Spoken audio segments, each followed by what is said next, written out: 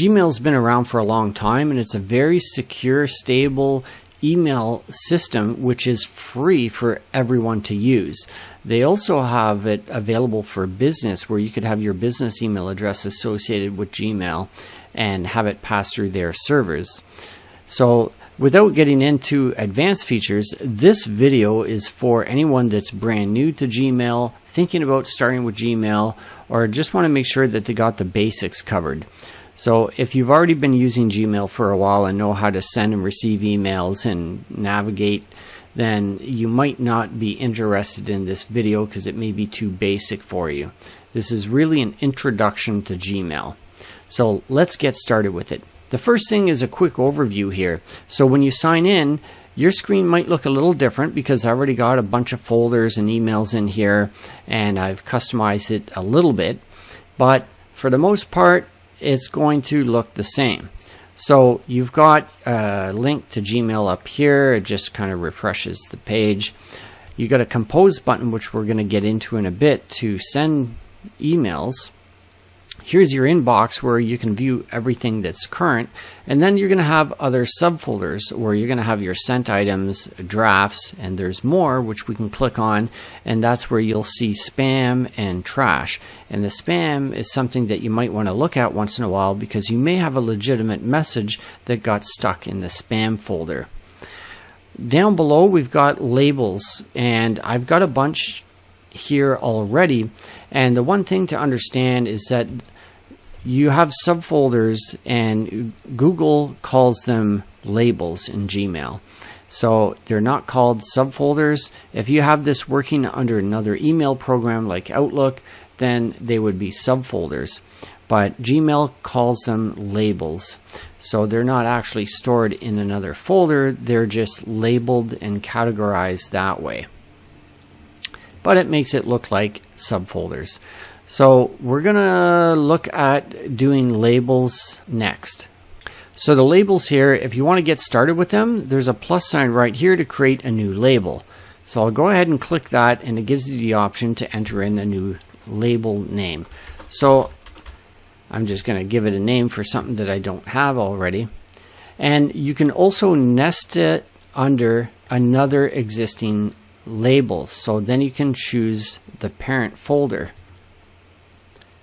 When I click in here, I can see all my different folders that I've got currently, and I can scroll through the list and choose one if I want to have my folder under that folder. But I'm not going to do that in this case, so I'm going to uncheck that nesting option and just leave it there. I'm going to put one at the front of it with a dash, just because that's a trick that will make it alphabetically appear at the top of the list. I'm going to hit create, and now I've got my label here for my video test. So if I click on that label, I can see there's no messages in here currently. I'm going to go back to the inbox. I'm going to take a message that I had earlier, and I'm going to choose the folder here to move to, and I can choose the label or folder that I created earlier. And now it's moved it, and it pops up briefly here saying that it's just moved that. And if I click on that label or folder, I can now see that that email is in this folder or label. All right, so that's basically the introduction to labels. Next, we want to get into composing an email. And before I even do that, I wanted to remember to tell you about part of the overview here. When switching back and forth, there is no closing, because I've seen people go and X out of the window, either the whole browser or the tab, and that just closes you completely out of Gmail. There is no closing anything. There's no windows to close in Gmail. You're simply switching views. So you would look on the screen and find what you're looking for and just click on that folder to take you there. So I'm going to go to Compose. So here I can start off by choosing who I'm going to send the email to. And after you tab out of it or click into the next field, which is Subject, it puts in the email address, or if they're already in your contacts, which we'll get to a bit later, then it'll have their name and company name listed there instead of the actual email address. The subject, I'm going to put in the test here. And that's today's date when I'm doing this video, and test. I'm just going to put the same thing. All right. And it shows draft saved briefly here, because as we're creating an email, it keeps saving it throughout. And you might have seen that pop up already a couple of times as I'm doing this. So if something happened and your whole computer crashed on you, you could buy a new computer, sign into Gmail, look at your drafts, which we'll go to in a moment, and you'll be able to see that the email is still there and you can continue working on it. So we've got a send option down here and other options, but before I do that, we'll just close out of that and look over here. It says drafts, and there's one to the side of it. So I'm going to click on that, and here is our draft with the subject and part of the body. So I'm going to click on that, and maybe what I should do is do that so it actually makes a bit more sense. So you can see up here now, body of the test, and that's the subject.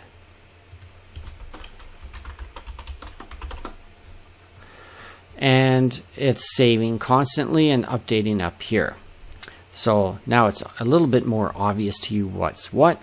Now within this email, you've got options to change the formatting, adding in an attachment like a Word document or a PDF, creating a link to some external website, and there's a bunch more options in here that we're not going to get into. If we're good with this, we can hit send and it'll send the message. Or if you click on the arrow, there's an option to schedule the send. So if we click on that, we have a few suggested options for when to send it, or you can click here to pick a date and time manually.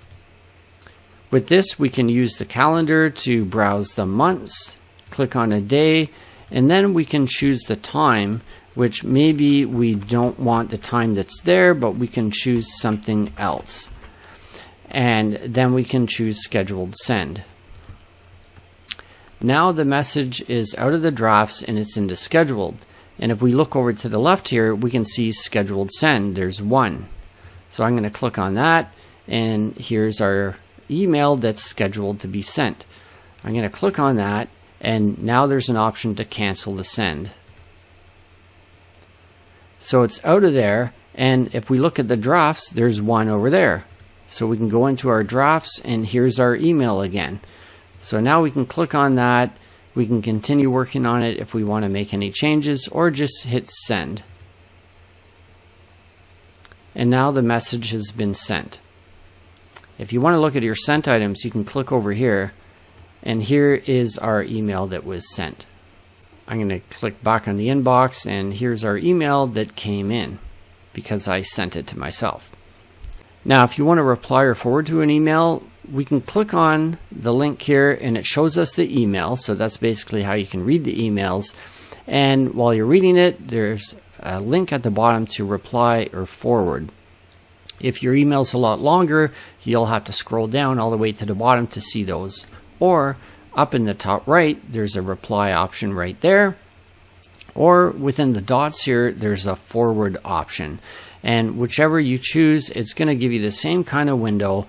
And now you can show what you want to type in here. And there's our test reply, and then you could send. Searching is at the top here, which may be not very visible depending on the background you have. So once you click on it, it becomes lit up and a lot easier to read. So I've already customized my background, so yours will look probably different. I'm going to type in something I want to look for, and I type that in, and I see what could be possible options here, but this one here looks like the one that I'm looking for, so I'm going to click on that, and it takes me straight to that message, and I can see the whole thing in here. Now there's a couple other options here that I told you we're going to get into. Now that you got some of the basics to view an email, read them, reply to them, sending a message, over here there's a bunch of dots, and that's going to show us more Google apps. Once you click on that, then you've got a bunch of other options depending if this is a business account, which I am using, so it's going to give me more options, or a personal account will look a little bit different. You'll have your logo here to go into your account. But we want to look at calendar and contacts. So here's a link to calendar right here. So when you're in the calendar view, there are a few things here. The first view that you see might not be the view that you want to see things in. I may have it in a list view, but that could be if it's linked to your phone and you have it set to list. If you click up here, for example, I'm in week view, so I click on week and I can choose day if I want it to be showing the day. And you can see it's changing the format. So you can choose whatever you like and it will show it in that view. Now I'm kind of blurring everything out so it's private for my calendar, but that's basically how you can view the calendar, and you can look on any particular thing. So I'm going to maybe go into the day. If I go on a particular day here and I can click on an appointment, I can see what it shows here as the details for the appointment. Then I can go in to edit them, delete the event, email the details to somebody, and there's an option link here for more options as well, or if I'm done looking at this, I can just X out of it. If you want to create an event, you can go to create and choose event. There's other options here too, to do an out of office straight from here, or set up a task, or schedule an appointment. So I'm going to go to an event. Here you can give it a title.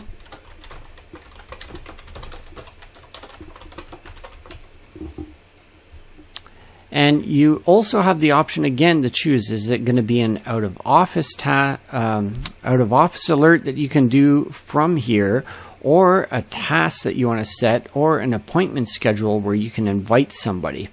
I'm going to just do it as a regular event. Here I can click in to choose my date and time.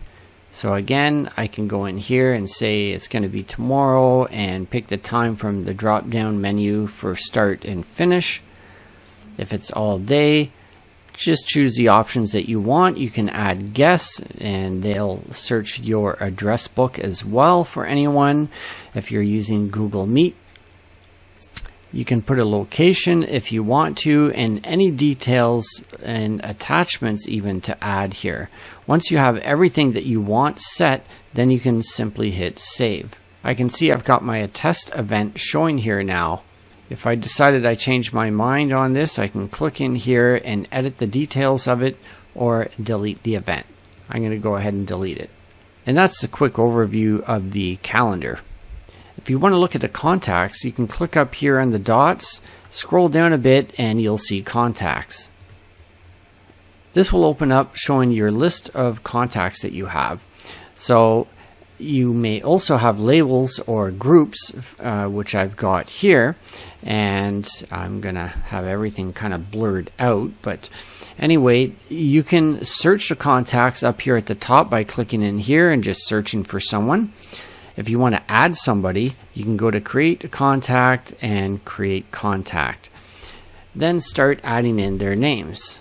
And just fill in all the information that you have for them as you scroll down. And if you have a picture, you can simply click in here and go to upload a photo from your computer or phone if you want. And then just hit save when you're done. Finally, when you're in your emails, you want to look at the settings. So the cogwheel up here at the top, you can click on that. There's some basic options that you can look at here and scroll down a little bit. There's some information here. One of the top ones is conversation view, which you'll have to toggle it on and off to see how your inbox looks, and you may or may not like that. It groups emails together based on the subject. But if you have somebody, like I got one particular person that changes the subject on each reply by adding a number at the end for some reason, that's their way of categorizing things. but then it screws up conversation view, so then that won't work in this case. So you can try turning it on and off. If you click on See All Settings, this is where you can do all kinds of stuff. So at the very bottom of this window, this is where you can set your out of office responder. I have another video that goes into great detail on that. You've got your label controls, inbox, accounts that are linked, filters you can set up. You can have forwarding and enable or disable POP and IMAP from other apps, and a whole lot more in here. I'm not going to get into the settings here in great detail, but let me know if you would like to have a little bit more of an overview on how to work with the settings in Google, and maybe I can do another video on that. So that's it for this tech tutorial. I hope you did find it helpful. If you did, please do give it a thumbs up. Consider subscribing. Even better, give it a super thanks, and thanks for watching. We'll see you in the next one. Bye for now.